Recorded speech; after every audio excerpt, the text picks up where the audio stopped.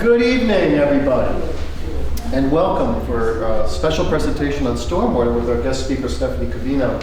I just want to put context for tonight's talk is that the town of Ayer does have a, what's the official name? Stormwater Enterprise Fund, something? Stormwater Utility. Stormwater Utility Advisory Group, and what we've been tasked with is, of course, is arriving at a structure for a way that the town can responsibly be prepared to make all its capital repairs to infrastructure related to stormwater, but also stormwater in general. And as part of that process of getting towards the fall town meeting with a suggested structure, we're doing community outreach and talking about what stormwater is, et cetera. As we have done presentations for different local boards and groups, but tonight this is the launching really of our first full public presence for the town of Ayer, and this is why this is so important. We should also be aware that this is being taped by APAC, so this will be available online. I believe it will be through the Ayer Town of Ayer webpage, probably also accessible through the Facebook community page. So let me tell you about the speaker. I have a little bit of a bio to read, but to make this more impressive, understand this. I spent 3 weeks looking for a speaker. And I talked to all kinds of people with different agencies, and all roads led to Stephanie. So that in itself, I think, speaks very highly of her. So here's her story. Stephanie Covino holds a Master's in Environmental Science and Policy from Clark University, not far from us, and is a graduate of Clark's Diversity and Inclusion Certificate Program. She's on the steering committee of the Narragansett Bay Estuary Program and is a UMass Amherst Keystone Cooperator. Her interests include land use planning, natural resource protection, stormwater management, ecological restoration, and equitable nature-based solutions to reduce climate hazards and improve community resilience. And okay, as if she had any spare time, she says in that time, she enjoys hiking, kayaking, and spending time with her 2 horses and 3 dogs. I don't know how you do Crazy it. animal. Are they lap horses or? One of them thinks he is. So, without further ado, from the Blackstone Watershed Collaborative, our program manager and George Perkins Marsh Institute at Clark University person, Stephanie Covino. Thank you. Please sit.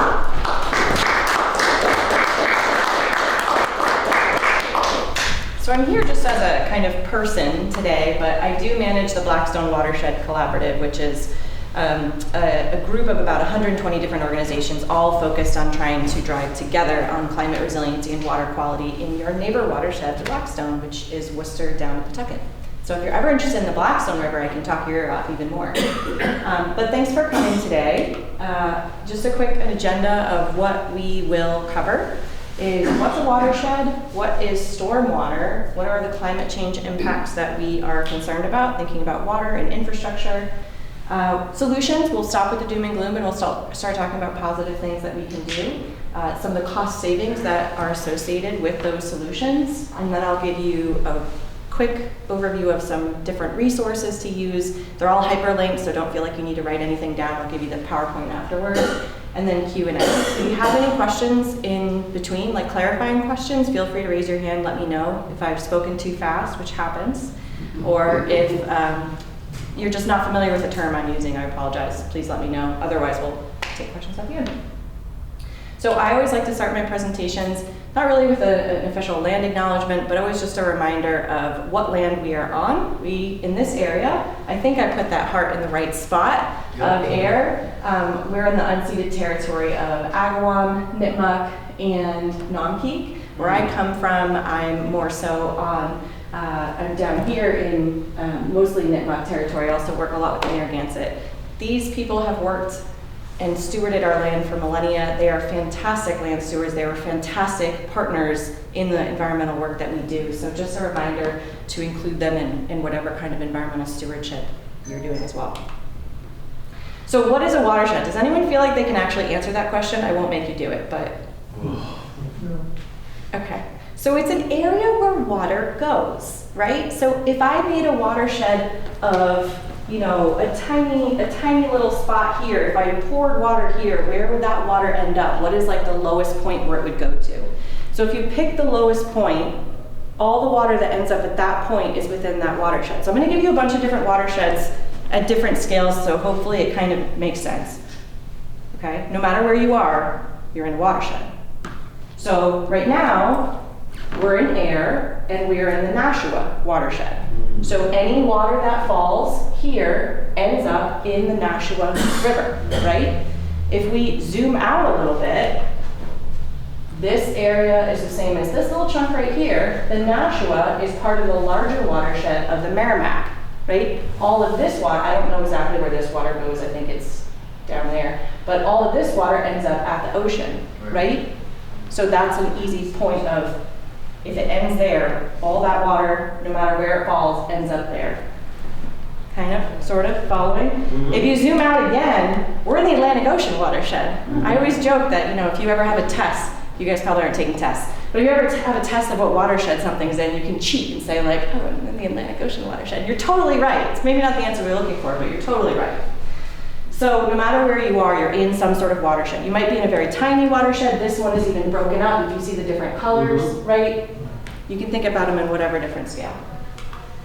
So if you think about literally the point that we are in right now at 26 East Main Street, I think, right? The library. Yes, yeah. This point is the library, and so if water falls here, it gathers water from all of this area here and goes to this point. If I clicked a point down here, it would have been an even bigger watershed. This is a really cool thing called stream stats. You can check it out and see where your local watershed is. It's really useful to find out. The conservation agent probably knows what kind of stream you're dealing with. And then if I pick the point over here, like what is the watershed at this specific point? This is just a square going over it, but anything that doesn't go over that way means that there's a divide there. So it's all about elevations, right? If there's a high point, water goes that way, water goes that way. So this comes here. And if I zoom out again and I say, what's this point where these end up combining? Where's the watershed of that area? Well, it gets really big, right? So this area that we're looking at is this tiny area here, and it goes all the way into Harvard and Boxborough and other communities. So sort of kind of making sense, watersheds. Yep. Water goes downhill. Seems simple, gets complicated.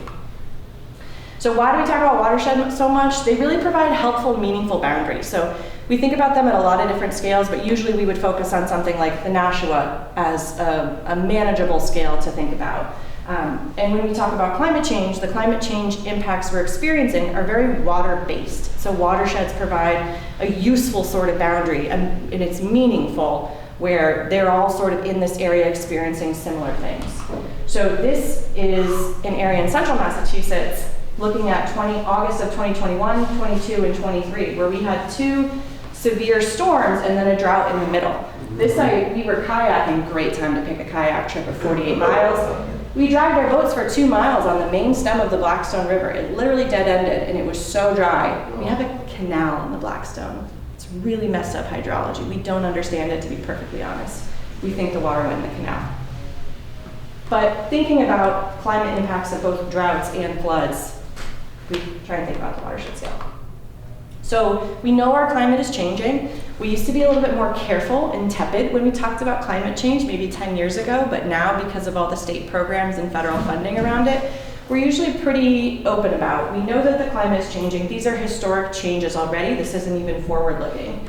We've risen almost 3 degrees in temperature, which sounds like a lot, or sounds like not a lot. It was 20 and now it's 50. What's the difference? Think about your internal body temperature. If your temperature was 97 and then your temperature was 101, that's 4 degrees. That's a really big difference, right? It's like the earth has a fever. So we've already risen almost 3 degrees in temperature. Boston Harbor's risen a foot since 1922. Our growing season is getting a lot longer. Stephanie? Yeah. The growing season, is it more on one side or the other, or evenly split, spring, fall? That's a good question. I don't know the specific answer of that, but we know that our summers are getting hotter and longer and that our winters are getting much shorter. Thank you. You're welcome. And then our strong storms, which is the part that we're going to kind of focus on today. So when we get rain, instead of getting a little bit of rain at a time, we're getting a lot at once. And so those storms are, when we get big storms, they're 55% stronger. They bring a lot more water. I'll give you a lot more stats about water coming up as well, if you're interested. So that's kind of historic. And we know that as we're experiencing these changes in climate, we are also making changes to the landscape. And those two things combined really is exasperating, right? I can say that word. The challenges that we're experiencing. So in Massachusetts in general, we have about 20% of the land that's developed. We did something with it. There are buildings there, right? There's about 27% of it protected in perpetuity forever. It will always be open space. And then there's this big chunk of up for grabs. So what we do with that big chunk of up for grabs will really determine how we experience climate change and how hot it will get, right? Trees, we know, offer all these benefits of cooling and providing shade and soaking up water with their roots. So there's a big question mark there. In this area in particular, all along this kind of crosshatched area is called the sprawl frontier. So this is from Mass Audubon, a document called Losing Ground that they produce every 5 years. It looks at land use changes in the state. And what it's seeing is this area is consistently being developed very, very quickly. And when it's being developed in a very sprawling way. So it's not infill development where everything's really close together and you can use public transit to get around, it's walkable, etc. It's kind of spread out, everybody has their own piece, and we get rid of a lot of that natural infrastructure, those natural trees and plants and whatnot in between. So it's not very friendly habitat that you can, if you're a cougar or something, I don't know if we have cougars here. If you have a mountain lion, you can kind of get from place to place, think about. So putting these two things together, right? When we have a lot of development, we create impervious surfaces. Impervious surfaces are those surfaces that water cannot drain through. So when it rains in a forest, the water goes in the ground. When it rains in downtown Boston, the water goes in the stormwater system. In the stormwater, it goes in that grate on the side of the road, and that grate leads to probably a pipe, and that pipe probably leads to the nearest water body, depending on how old the infrastructure is. If it's newer, maybe they put in some kind of separator and they're taking the trash out or they're taking the sediment out first. But a lot of times in older communities with older infrastructure, it's literally leading directly to a waterway. Which is why we say, right, don't throw your cigarette butt, don't throw your poop bag from dogs, don't throw whatever on the ground, because it's going to end up in the ocean.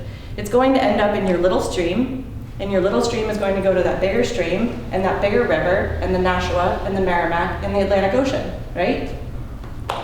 So as we add all of these impervious surfaces where water can't get through, we're adding a lot of nutrients in our waterways as well. So water runs off of our rooftops and roadways and parking lots, and it gathers all the different things that are on the roadway.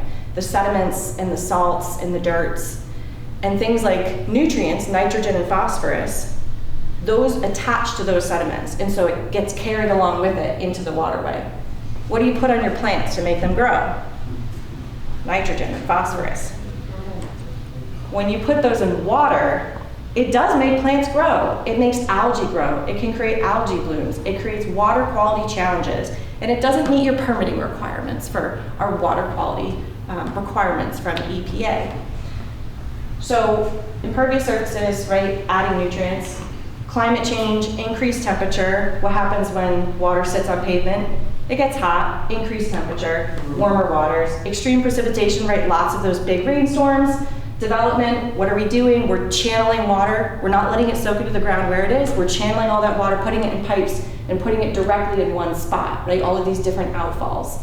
And so we get these very flashy systems where that water drains from that small watershed and goes whoosh, really quickly all at once to this one spot. So it runs really fast and heavy. And then because we didn't put it in the groundwater, it doesn't have that groundwater to feed that stream when it's dry. So we're seeing both droughts and floods, which is really confusing, but hopefully that kind of makes sense, right? Okay. Lastly, again, I said this, but increased droughts. I know several communities down in the Massachusetts, Rhode Island border, Millville, for instance, have already started re-drilling their private wells because they found that they've gone dry in the past few years. We've had communities petition to the state for more water under their state water resources. Swimming, I forget what it stands for, but under their water regulations, you can only take so much water from a reservoir. And they said, please, please, please, can we have more? And the state says, no, there's only so much to go around. So we're experiencing these challenges already. This is the Blackstone River. It's a really pretty place. Sometimes there are cows along it. Does anyone know what the #1 source of water quality impairments in Massachusetts? Animal. It's a trick, it's not animals, yeah. Habitat destruction? It's an easier answer than you think. Stormwater. Oh, true. Stormwater, right? So the two main things that people usually think about are stormwater, water that runs off of different surfaces and gets channeled into waterways, or point source pollution, like a wastewater treatment facility. Right. So wastewater treatment facilities used to be underinvested and didn't have the technology, and they would release a lot of nutrients from their processes. We've done a good job investing in those. We figured it out, we put money there, they are quite clean now, but stormwater is a tougher nut to crack. Stormwater can look like a lot of different things. It can look like a dirty street where someone was doing construction, water ran off of that construction site, this is like your worst nightmare, I know, and ran into this catch basin, and what you can't see is directly across the street here is a pond, and all of that dirt went into that pond until it clogged the catch basin enough that it backed up. This is actually a river. You can't see the river underneath it because of all the trash, but there's an outfall that collected lots of different trash from lots of different areas, put it in that one spot, and it was in front of a structure that was blocking it, and it just built up. And we called it a trash dam. When we were paddling, we found this mountainous pile of trash. I mentioned algae blooms. We see a lot of algae blooms in particular areas, especially when water isn't allowed to mix if it's being held stagnant by things like dams. And then, of course, this is also a construction project. They got an enforcement order on that one. They said it wasn't even that much rain. We said, you didn't have erosion controls. So if you're not managing your water, if you're not thinking about, it's a whole other topic of stormwater management, but construction sites, definitely a source of water quality impairment. So when we're getting a lot more rain, right, we're going back to climate change, more rain all at once, that means more stormwater. So overall, this is actually an outdated figure. This is, I think, like 2016, so I probably should do the math again and update it, but I'm not great at math. I know that this one's right. So our annual precipitation increased about 15%, which means Massachusetts is getting about 1.2 trillion gallons more water every year. More water, on top of what we were already getting.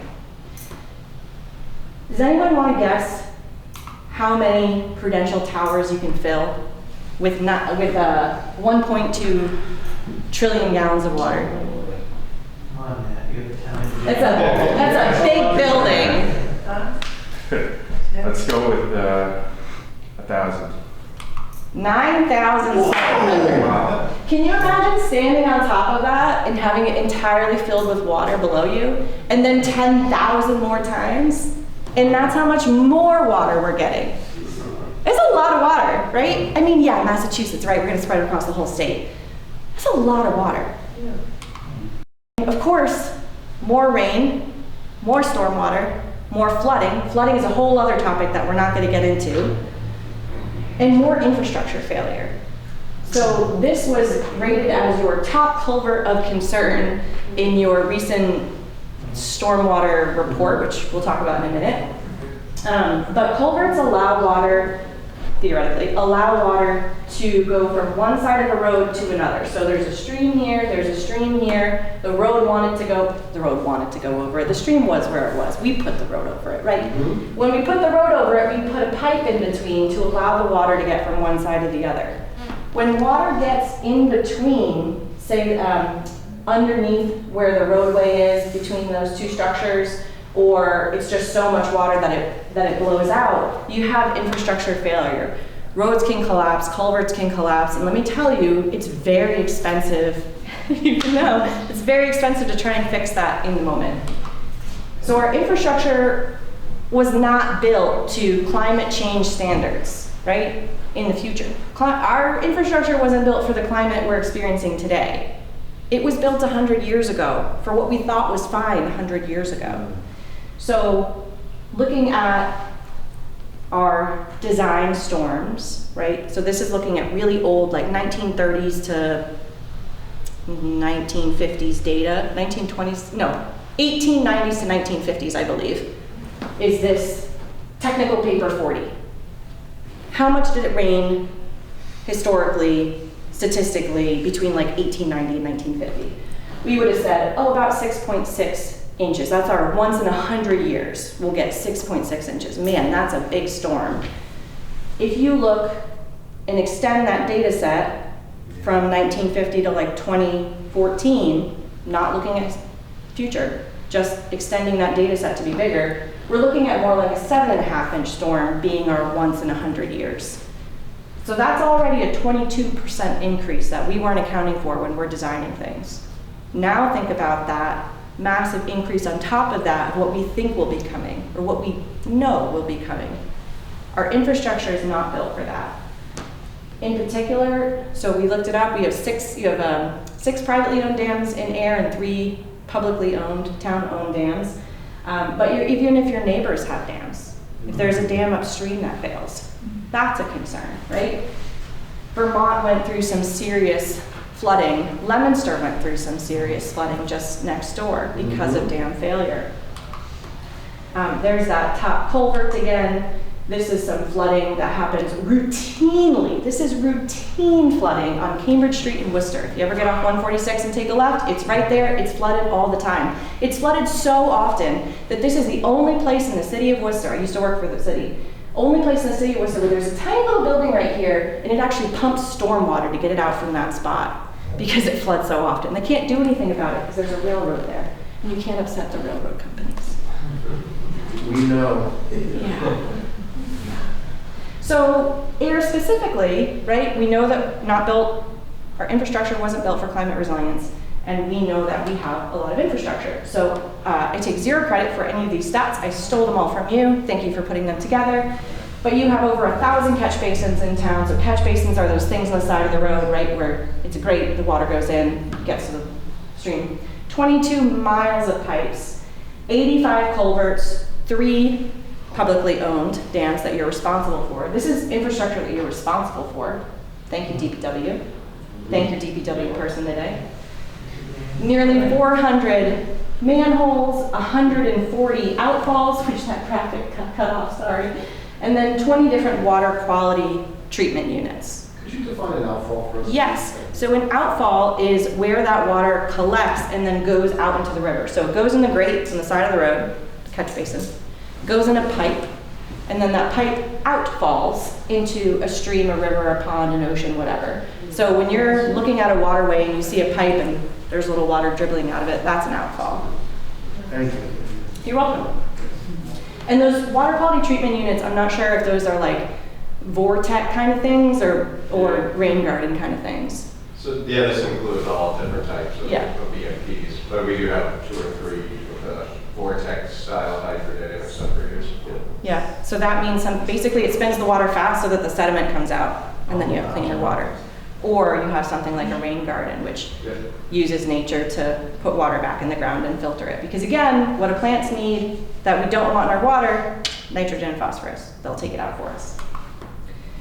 So this is from your MVP plan, your Municipal Vulnerability Preparedness Plan, your Climate Resiliency Plan that you did in 2020. And it says, at the end of the century, projected in 2090, we're going to expect another about 8 inches of water. So all of these different days with multiple inches of water is going to happen a lot more frequently. So I'm taking your own data and just giving it back to you in context.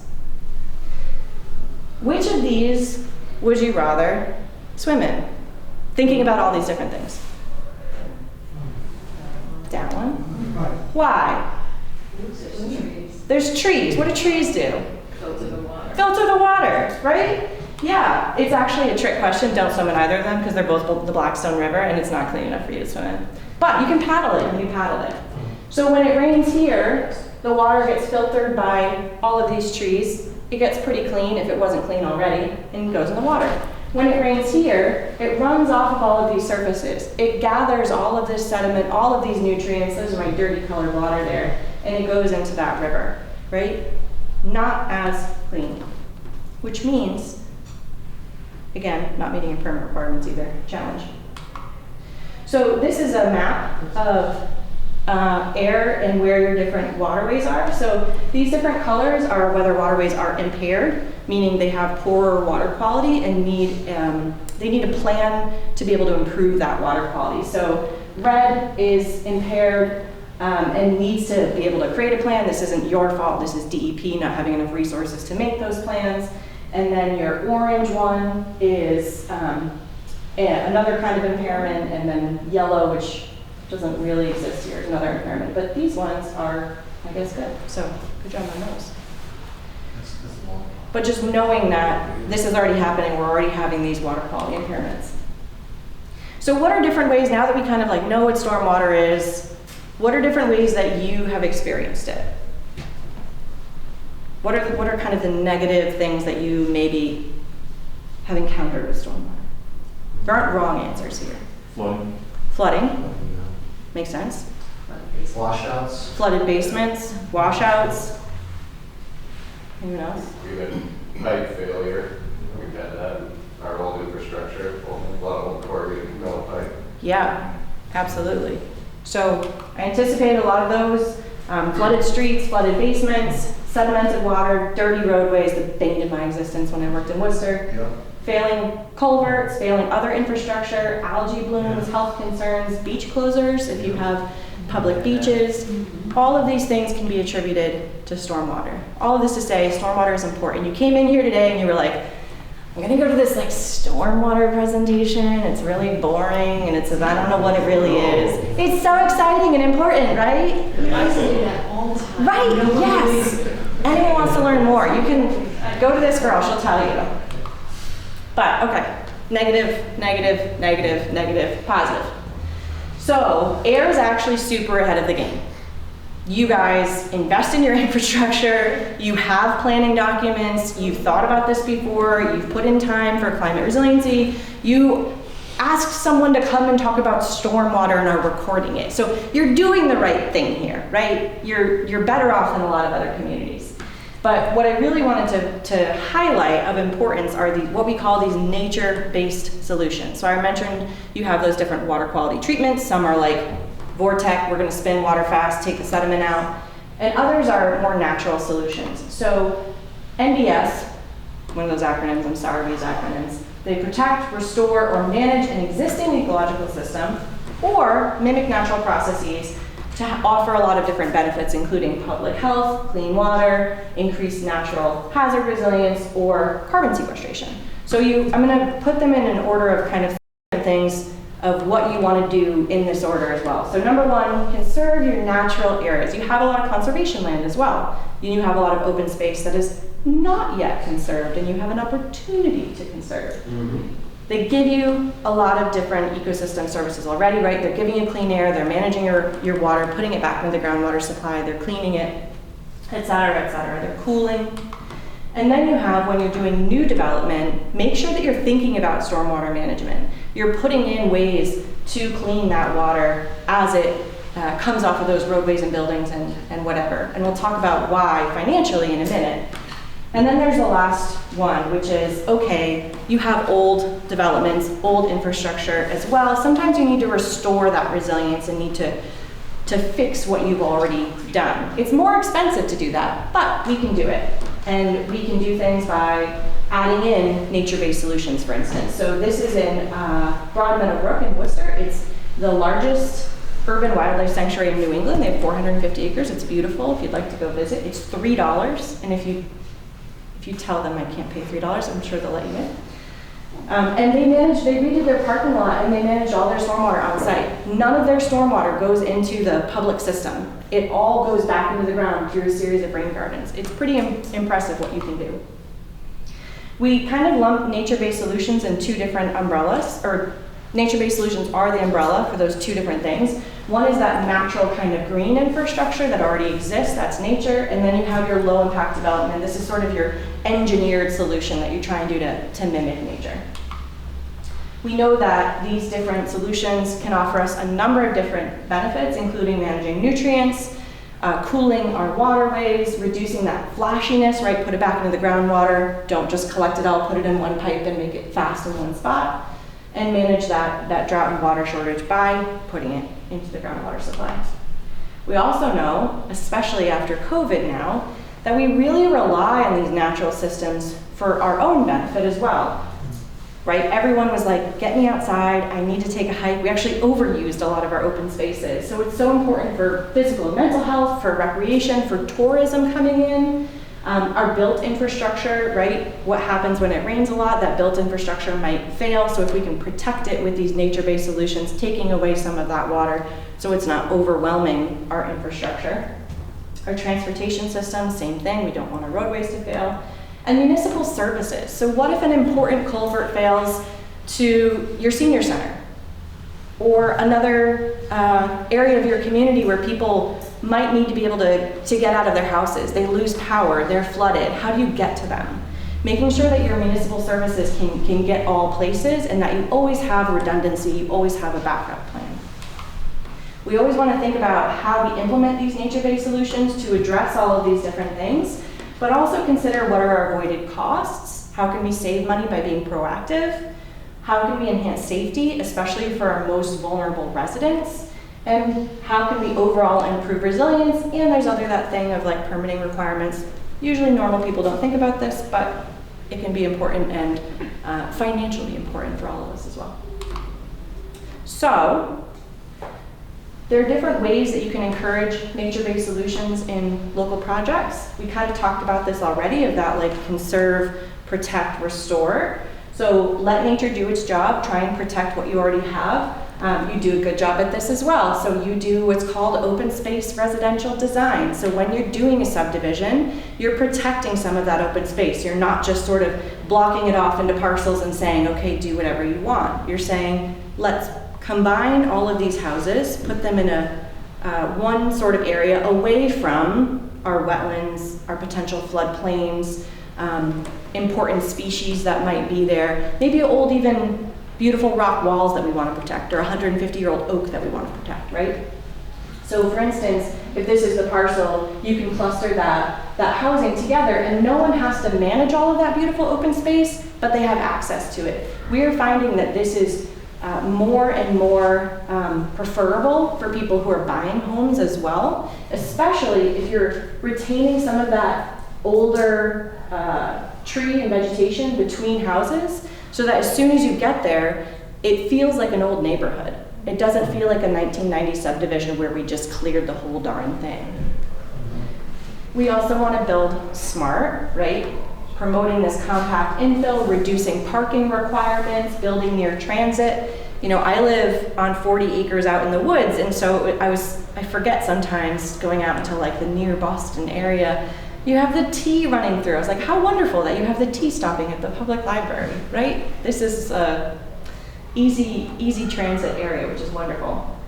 And then rebuilding smarter. This is in Millbury on a project I worked on. We did a redesign of how can we beautify and improve resilience and improve water quality in their downtown. This is their senior center. And so they added all these little bump outs to manage that water from going directly down the hill about 200 feet into the Blackstone River.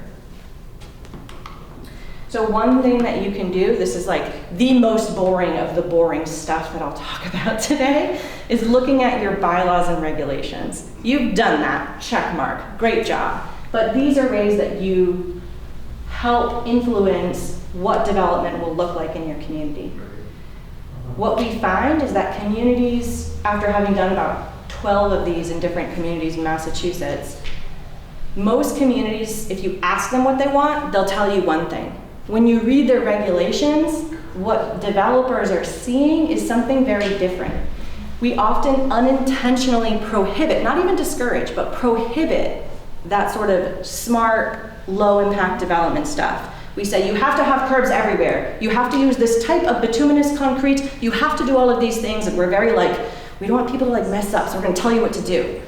But really, sometimes you want to be more relaxed, and you want to say, first of all, we encourage smart stormwater management, we encourage low-impact development, we encourage open space protection, right? Just say that out there, and then relax some of those requirements so that people can make a choice about where it makes sense to build, where it doesn't make sense, how to bring things closer together. It's super boring. If you want to go there, there's lots of resources on that too, I'm happy to give you. It's also important to assess what you already have and make a plan and prioritize. You've done that, great job. This is where I took your stats from.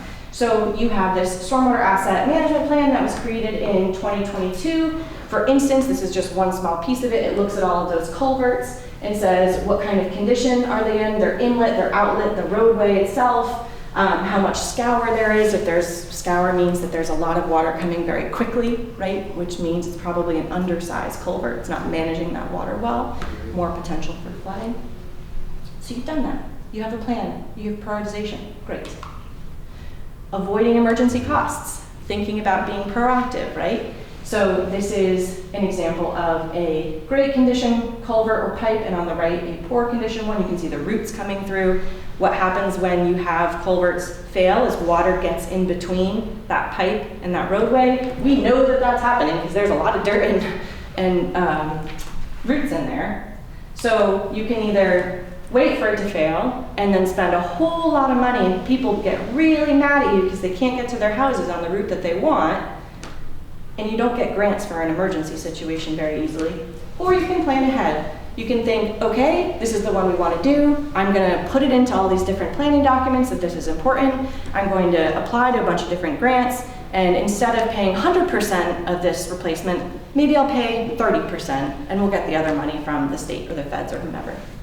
Much better way to go. Much better for our taxpayers, and I'm sure it makes our town manager much happier. So, thinking about money and cost avoidance, I'm going to say these next, I think, 2 slides are from EPA. EPA gets real technical, so I've tried to untechnicalify them. That's definitely a word, right?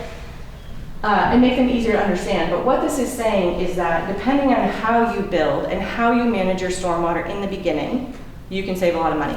I'll say it in a different way in just a second. But for nitrogen, say you build something and have no stormwater controls. Probably you're not doing that because it doesn't meet regulations. But if you were, if you have an area of impervious cover now, you're not treating, you might be adding somewhere between 11 and 13 pounds of nitrogen per acre per year, right? Not a good thing. And if you were to try and retrofit that project, realizing, okay, we did a bad thing, we're not meeting our permitting requirements, we have to go fix that and actually manage the stormwater from that site, we're going to be spending a lot of money. Maybe it's somewhere between $50,000 and $60,000 per acre of impervious area. Very expensive. Now, on the very other end of the spectrum, if you were to meet permitting requirements, this is if you meet Massachusetts stormwater standards, you're still adding somewhere between like 4 and 5 pounds of nitrogen per acre per year. And if you were to go back and try and fix that, you're spending something like $9,000 to $35,000, right? It can really range per acre of impervious cover. But if you're treating all of your stormwater, if you're saying, I'm going to treat 1 inch of the stormwater from this site, then you're saying, okay, I'm probably reducing about to 0. Because what's the dirtiest water? Right after it rains. Once it all runs off, it's not really that dirty anymore. So if you're managing that first inch, you're saving a lot of money in the long run because you're not having to go back and say, okay, we messed up, now we have to fix that. Same, so this is like, yeah, do you want to spend 50 grand, do you want to spend 0, right? EPA, from these PowerPoints, would say, do it right the first time, do over what Massachusetts Stormwater says, and treat as much of it as you can. Similarly, phosphorus, I won't go through the numbers, but it's the exact same thing. They did all the calculations. If you are a person who wants the background on this, there's a very long technical paper that I am happy to share with you. We are working with a Southeast New England program which is an EPA program, to try and make this easier to understand because it's still in like very technical language. I struggled to try and get it into an easy way. Thinking about, oh, that popped up wrong, sorry. Thinking about it in a different way, developing without stormwater management, maybe it's easier for the developer, right? Maybe they're not the ones who are putting in the money to manage the stormwater on site, but if you're adding a lot of nutrients into your waterways, and if you have to come back and try and fix it, your taxpayers are going to be paying that money. And they're not paying what it would have cost the developer to install something initially. They're going to be paying a lot more than that, right? 3 to 7 times more. So for phosphorus, it's maybe like 60 to 80,000 to treat the runoff per acre of unmanaged impervious surface, nitrogen 50 to 60. If you meet stormwater standards, you're maybe spending this, and then if you're developing with that 1 inch, managing that 1 inch of water from your site, you're not ending up with these additional costs. And not only that, but you're gonna have cleaner water, and not only that, but you're putting water into the groundwater supply. You have your drinking water supply. You have your water when your streams are in a drought. Good things, right? Saving money and doing the right thing, like, okay, how are we not doing this, right? Developers, they're challenging. So, kind of wrapping up, we want to be able to plan ahead and say, we know all of these things are important. We're going to tell you that they're important by putting it into all of these different planning documents. And by writing it down a whole bunch of times, more than you think is necessary, it will help you get grants. Let me tell you, my job is entirely funded by grants. It has been for years. You have to write things down to say they're important for people to give you money. It's just the way it works. But you're doing a great job, you're doing this. So this is your open space and recreation plan. You have your municipal vulnerability preparedness plan. You had a regional hazard mitigation plan that was done with the Montechusett region in 2016, and apparently you're working on an update right now. Great, participate in your hazard mitigation plan. And then you have this most recent 2022 stormwater management plan. So reiterate. Identify your priorities, put it absolutely everywhere, and you'll get funding. These are all hyperlinked. I won't go through them all, but these are a lot of different resources on stormwater management. This is a super confusing one, but there was a program that tried to break it down and make it more understandable. It's called the BMP Tracking and Training Tool, or BAT. It's an EPA tool, but there's all these different resources on how to use this tool. There's like a webinar, there's PowerPoints, there's all sorts of stuff if you want to check it out. There's the New England Stormwater Retrofit Manual. This came out pretty recently, I think last year, and is a great resource. There's a website for all different sort of stormwater funding. There are all these different webinars that you can watch on stormwater retrofits, on financing, on all these different topics.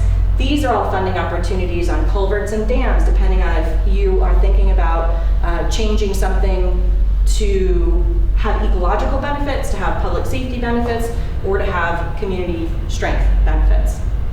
And then lastly, these are all sustainable development. You have a guidebook on sustainable design, the Smart Energy Toolkit from Massachusetts. There's an LID, Low Impact Development Toolkit from the Metropolitan Area Planning Council, your neighbor regional planning agency, and also this Mass Audubon bylaw review tool. Webinars on all the things. You don't even have to read, you can just listen. It's great. So, so much information. I'm happy to answer That was questions. phenomenal.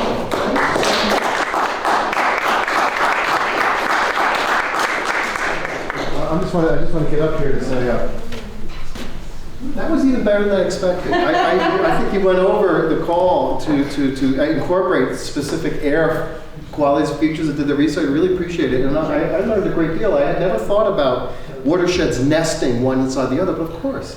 But that makes sense. Let's do some questions. I came up here so I get to do the first one. So could you tell us a little more about that 1 inch retention idea? I didn't quite follow that. That was something new to me, because we do OSRD. Yep. And we have strict stormwater control, so some of the things we're really good at, but this is a new idea for me. What can you tell us what that's about? Yeah, so I'll just say up front again, that it's incredibly technical, and I'm still working with EPA to try and figure out how to make it more understandable for not even the public, but for people like me to understand it. So it's an ongoing working group. Just actually to face that way. Oh, sorry.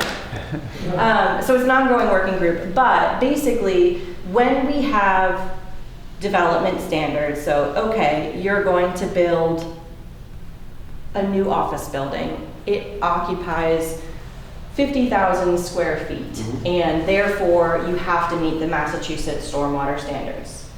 Well, Massachusetts is actually in the process of updating their stormwater standards right now. So their current standards are not 1 inch. Their current standards, 6, I believe. and it also depends. It depends on your soil type. It depends on if it's redevelopment or not. So I took out some slides that I had in there at first on soil type, and you can actually see that it's even more important with your B, C, and D soils.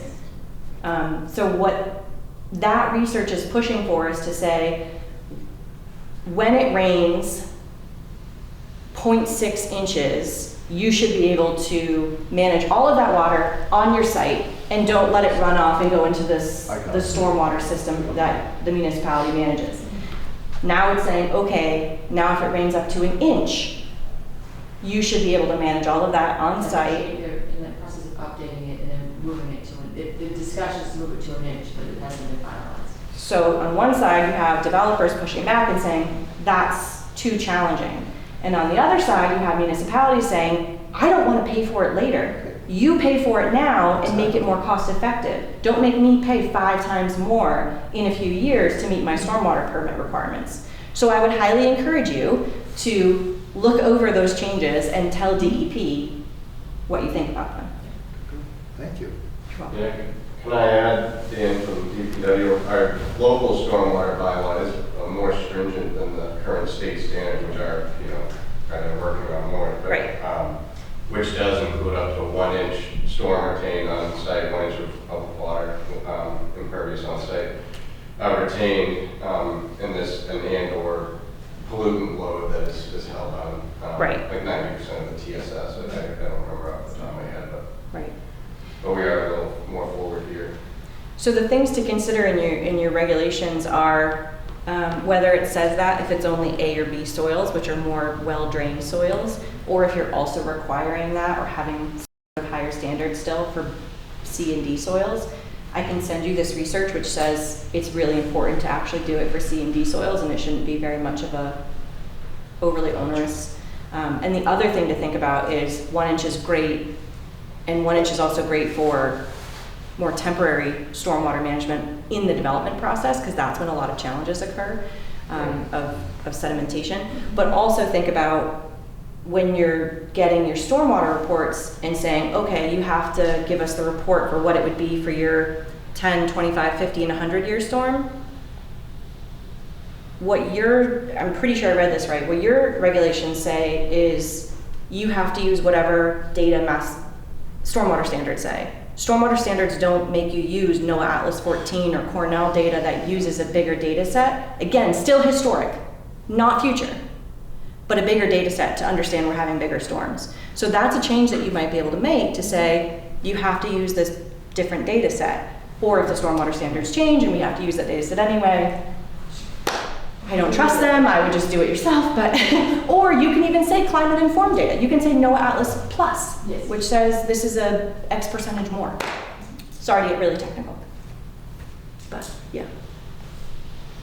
Are you aware of any new developments in culvert technology that might make culvert replacement both actually stronger, faster, and less expensive, or are we stuck with the old ways and it's just brutal? Is there any hope here? So we had a conversation earlier about floodplain management and how floodplain management really comes down to the municipality, and often we very well intentionally do things illegally all the time that don't meet federal flood code standard. I'm not talking about Ayer, I'm talking about municipalities.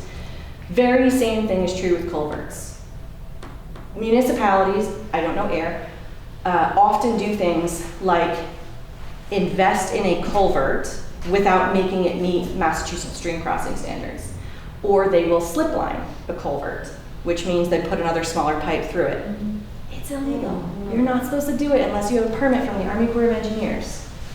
But it happens all the time. So there are a lot of these like shortcuts that municipalities often take to try and sort of band-aid the problem, but don't often fix it. I would say no, there's not an easy answer. What we should do is prioritize and get state money. We are very fortunate. I work both in Massachusetts and Rhode Island. Massachusetts is so much better at this. We have lots of money for culverts. There's an entire program from the Division of Ecological Restoration on culvert replacement.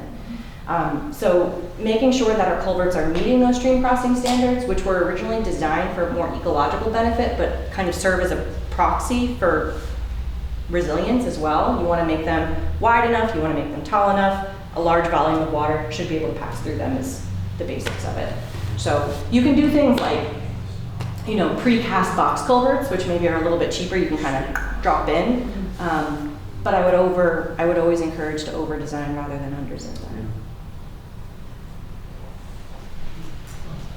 Any other questions that folks have? Well, I'm going to ask one if no Okay, one else sure. does. I'm sorry, I'm greedy, all right? So I just have been recently learning about rivers, and even from a point A above to point B, rivers naturally will never go in a straight line. They will naturally become serpentine if left on their own. But humans, when we've developed, we've obviously channeled these rivers to take away where they might flood and extend their banks, etc. But of course, what this does is accelerate the direction of water out into whatever pond, ocean, etc., without being recaptured in the ground.